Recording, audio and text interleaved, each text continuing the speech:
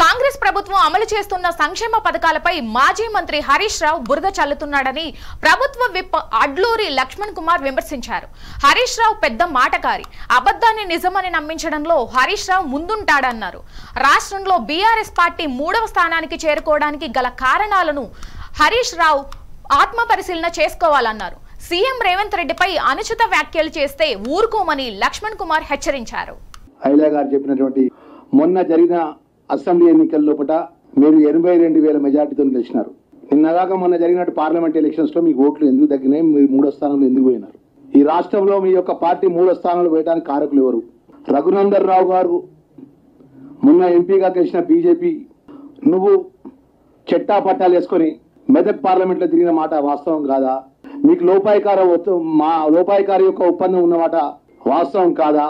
ఈ రోజు మీ మామ కేసీఆర్ గాని, మీ బావమరిది కేటీఆర్ గాని, బీఆర్ఎస్ టీఆర్ఎస్ పార్టీ నాయకత్వంలో మాజీ మంత్రులుగా పనిచేసిన వాళ్ళు కానీ, ఉద్యమంలో టీఆర్ఎస్ పార్టీ బీఆర్ఎస్ పార్టీ నాయకులుగా పనిచేసిన వాళ్ళు ఎందుకు వచ్చి బయటకు వచ్చి మాట్లాడతలేరు? పార్లమెంట్ ఎన్నికల లోపల ఎవరి పార్లమెంట్ నియోజకవర్గం లోపల వారు 3వ స్థానం వేయడానికి ఎందుకు కారణమైంది? దానివల్ల ఏ కారణం వల్ల 3వ స్థానంలో బీఆర్ఎస్ పార్టీ టీఆర్ఎస్ పార్టీ పోయిందనే విషయం ఎప్పుడైనా ఒక్క నాయకుడు అని వచ్చి మాట్లాడినాడా? ఇలా హరీష్ రావు ఎందుకు మాట్లాడుతుందంటే, ఇయంత టీఆర్ఎస్ పార్టీ ఇయంత బీఆర్ఎస్ పార్టీ మొత్తం కనుమరుగా అయిపోతుంది. ఉనికి కోసం ఈ రాష్ట్రంలో గౌరవ ముఖ్యమంత్రి గారి పరిపాలన మీద, వారు చేసే పథకాల మీద, వారు చేసే ఆలోచన మీద ఏదో విధంగా బురద జల్లే కార్యక్రమం చేపట్టాలి. వారి ఉద్యమం ఉన్నప్పటి నుంచి కూడా మీ అందరికీ, మీడియా మిత్రులందరికీ కూడా, తెలంగాణ ప్రజలకు కూడా తెలుసు, మంచి మాటకారి, అబద్ధాన్ని నిజాన్ని చేసే విధంగా మాటకారి ఉన్నటువంటి హరీష్ రావు ఈరోజు ఏం మాట్లాడుతున్నావు ఒకసారి ఆలోచన చేయను.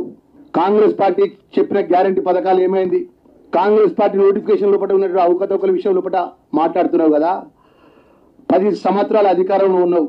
ఏ రోజన్నా ఒక్కరోజు ఈ తెలంగాణ ప్రాంతంలో చదువుకున్నటువంటి అత్యధిక పేద పిల్లలకు, ప్రభుత్వ పాఠశాలలో చదువుకుంటే పిల్లలకు ఒకటే రోజు అమ్మ ఆదర్శ పాఠశాల జయశంకర్ బడిబాట కార్యక్రమంలో 62,000 మంది పిల్లలకు రాష్ట్ర ముఖ్యమంత్రి గారి నేతృత్వంలో యూనిఫామ్స్ ఇచ్చి, పేద పిల్లలకు టెక్స్ట్ బుక్స్ ఇచ్చి, నోట్ బుక్స్ ఇచ్చి,